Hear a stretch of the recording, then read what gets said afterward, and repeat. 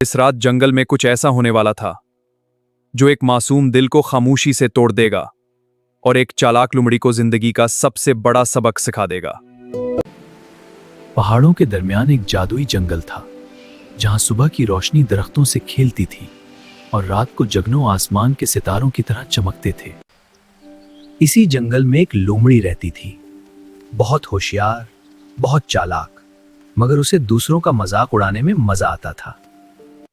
वो अक्सर जानवरों के साथ छोटी छोटी शरारतें करती और फिर खुद ही हंसने लगती।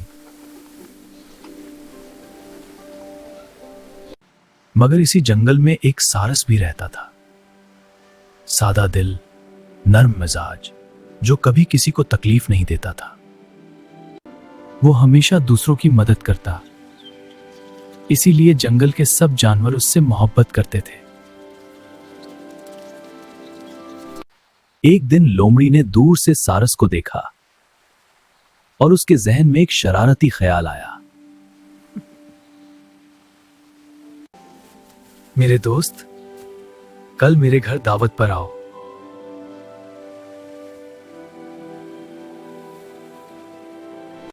सादा दिल सारस खुश हो गया।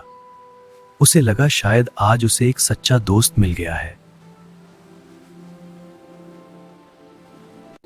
अगले दिन लोमड़ी ने अपने घर को खूबसूरती से सजा रखा था।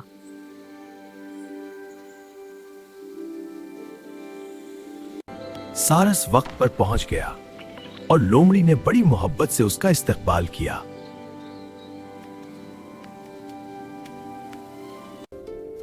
लेकिन फिर लोमड़ी एक चपटी प्लेट में सूप ले आई। लोमड़ी मजे से सूप पीने लगी, जैसे सब कुछ बिल्कुल ठीक हो।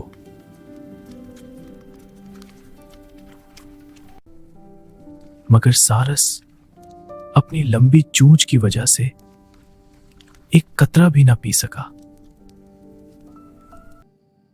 उसने कुछ नहीं कहा, मगर उसकी खामोशी सब कुछ कह रही थी। क्या हुआ दोस्त, तुम खाना क्यों नहीं खा रहे?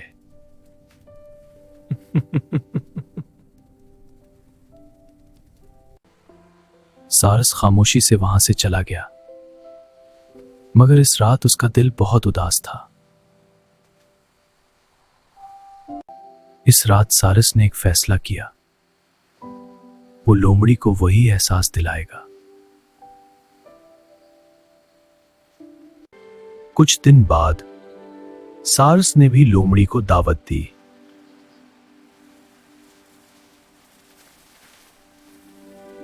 लोमड़ी खुश हो गई। उसे लगा आज फिर मजेदार खाना मिलेगा।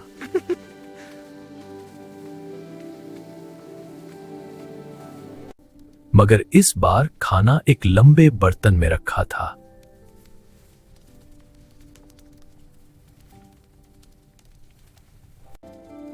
सारस आराम से खाना खाने लगा और लोमड़ी सिर्फ देखती रह गई।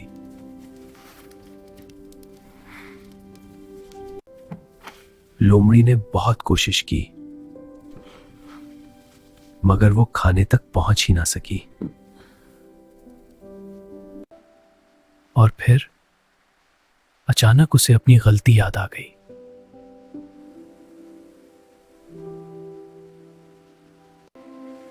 मुझे माफ कर दो। जो हम दूसरों के साथ करते हैं वही हमारे पास वापस आता है। सूरज गुरूब हो रहा था, जंगल खामोश था और उस दिन एक शरारती बदल चुका था। दूसरों के साथ वैसा ही सलूक करो जैसा तुम चाहते हो कि लोग तुम्हारे साथ करें।